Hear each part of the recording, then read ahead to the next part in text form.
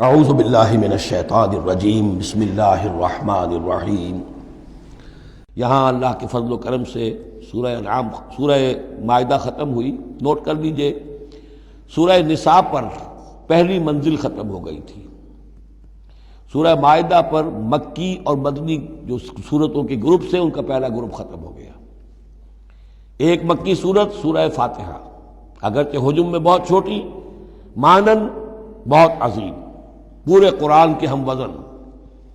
وَلَقَدْ آتَيْنَاكَ سَبْعًا مِّنَ الْمَثَانِي وَالْقُرْآنِ الْعَظِيمِ، یہ سورہ ہجر میں آیت پڑھیں گے اور اس کے بارے میں یہی رائے ہے مفسرین کی کہ یہ سورہ فاتحہ کے بارے میں۔ لیکن چار یہ عظیم ترین سورتیں جو ہیں جو مدنیات ہیں، بقرہ، آل عمران، نساء اور مائدہ، اور دو دو کے جوڑوں کی شکل میں۔ ان کا عمود کیا تھا؟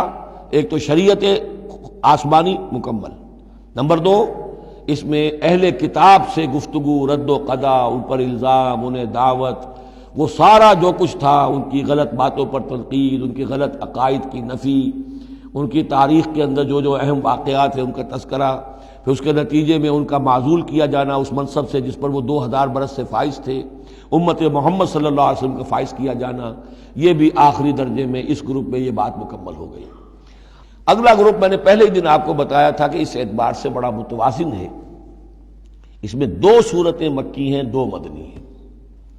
الانعام الاعراف مکیات، الانفال التوبہ مدنیات۔ ان میں جو تقسیم ہے، جو مکیات ہیں اور مدنیات ہیں اس گروپ کی، اس میں سارا معاملہ ہے مشرکین عرب کے ساتھ۔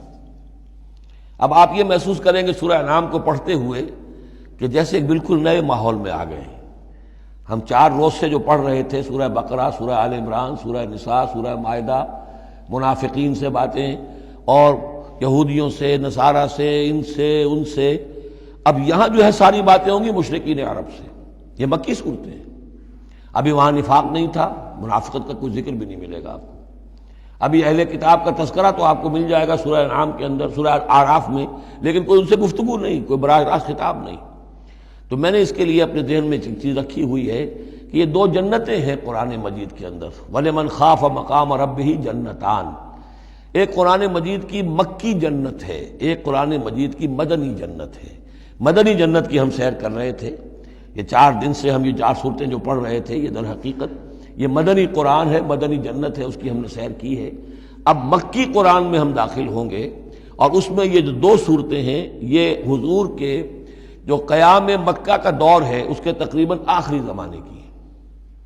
یہ گویا کہ اس اعتبار سے مشرکین جو تھے عرب کے اور جو بنی اسماعیل تھے ان پر اتمام حجت اسی طور سے جس طور سے کہ اہل کتاب پر اتمام حجت ہے ان مدنی صورتوں میں، اسی طور پر مشرکین عرب پر، بنی اسماعیل پر اتمام حجت ان 2 صورتوں میں ہے۔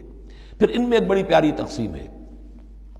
مکی صورتوں میں چونکہ ظاہر بات ہے کہ اہم ترین مضمون ایمان کا ہوتا ہے، اللہ کو مانو، اللہ کی نعمتوں کا اقرار کرو، اللہ کے رسول کو مانو، اور ان میں جو استدلال ہوتا ہے وہ شاہ ولی اللہ دہلوی رحمۃ اللہ علیہ کی اصطلاحات کے حوالے سے آپ کو بتا رہا ہوں کہ 2 طریقے سے اللہ تعالیٰ توحید کی طرف لوگوں کو لاتا ہے۔ التذکیر بآلاء اللہ، اللہ کے احسانات، اللہ کی عظمت، اللہ کی نشانیاں، اللہ کی قدرت، اللہ کی صناعیاں، یہ تو آیات آفاقیہ، آیات انفسیہ، اور اللہ کے احسانات تم پر، ان کی نعمتوں کا تذکرہ، اس کو کہتے ہیں التذکیر بآلاء اللہ، اللہ کے احسانات اور اس کی قدرت کے جو کرشمے ہیں ان کے حوالے سے یاد دہانی، تذکیر۔ اللہ تعالیٰ کا ایمان ہمارے اندر ہے، ڈورمنٹ ہے، بالقوہ ہے، سویا ہوا ہے، اسے جگانے کے لیے یہ آیات قرآنیہ آتی ہیں، اسے ایکٹیویٹ کرنے کے لیے وہ پوٹینشیل ایمان ایکچوئل ایمان بن جائے، لیکن اس کے لیے تذکیر ہے، یاد دہانی۔ اس تذکیر کا ایک پہلو ہے التذکیر بآلاء اللہ، اللہ کی نعمتوں، اس کی صناعیوں، اس کی قدرتوں کے حوالے سے اللہ کے ایمان کی دعوت۔ ایک ہے التذکیر بایام اللہ، اللہ کے دنوں کے حوالے سے۔ اللہ کے دنوں میں سب سے بڑے دن وہ ہیں جن میں اللہ تعالیٰ نے بڑی بڑی قوموں کو تہس نہس کر دیا۔ پوری قوم نوح غرق کر دی گئی، پوری قوم عاد برباد کر دی گئی، نسیا منسیا، پوری قوم سمود ختم کر دی گئی، چند ساتھی اہل ایمان اور وقت کے رسول بچا لیے گئے. ایک کشتی پر حضرت نوح اور ان کے ساتھی، محدود چند اہل ایمان، باقی پوری نوع انسانی اس وقت تک اتنی ہی تھی، ختم ہو گئی. اس طرح قوم عاد پوری ختم ہو گئی، حضرت ہود اور چند لوگ بچا لیے گئے. قوم سمود پوری ختم ہو گئی، حضرت صالح اور چند اہل ایمان بچا لیے گئے. قوم شعیب پوری ختم ہو گئی، مدین کے لوگ، صرف حضرت شعیب اور ان کے چند ساتھی بچا لیے گئے. عمورہ اور صدوم کی بستیاں برباد کر دی گئی، صرف حضرت لوط علیہ السلام اور ان کی بیٹیاں وہاں سے نکل سکی ہیں، باقی پوری قوم ختم ہو گئی. تو یہ ایام اللہ، آل فرعون غرق کر دیے گئے. یہ اللہ کی سنت رہی ہے کہ جب بھی کبھی اس نے کسی قوم کی طرف رسول کو بھیجا، نبی نہیں رسول، جب رسول بھیج دیا گیا، اب اگر قوم نے رسول کو رد کر دیا تو پھر اس کے ساتھ رعایت نہیں ہے، پھر وہ قوم ختم کر دی جائے گی. گویا کہ ثابت ہو گیا ان میں کوئی خیر نہیں ہے. جیسے آپ کسی باغ میں سے پتے وتے جھاڑ جھکاڑ جمع کر کے آگ لگا دیتے ہیں، تو گویا کہ یہ دنیا کے باغ کے اندر اب یہ جھاڑ جھکاڑ ہے، ان میں کوئی خیر رہا ہی نہیں. نبی کے رسول کے آنے کے بعد بھی یہ لوگ جو ہیں ان کی آنکھیں نہیں کھلی تو معلوم ہوا کہ اب ان کے اندر کوئی خیر نہیں ہے، تو ان کو ختم کر دیا جائے اور زمین کو پاک کر دیا جائے. یہ زمین کا بوجھ ہے، زمین کے لیے گندگی ہے، پاک کر دیا جائے. یہ ایام اللہ ہے جن کا ذکر قرآن مجید میں بار بار آتا ہے.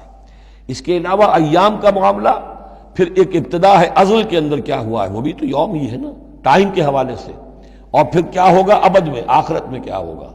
یہ جو ہے سلسلہ تخلیق اور ازلی حقائق، اور پھر یہ کہ بعث بعد الموت، اور پھر کیا ہونا ہے عالم برزخ میں، اور پھر کیا ہونا ہے عالم آخرہ میں، اور پھر کیا ہوگا وہاں پر اصحاب جنت بھی ہوں گے، اصحاب جہنم بھی ہوں گے، اور وہ بھی ہوں گے کہ جو درمیان میں ہوں گے.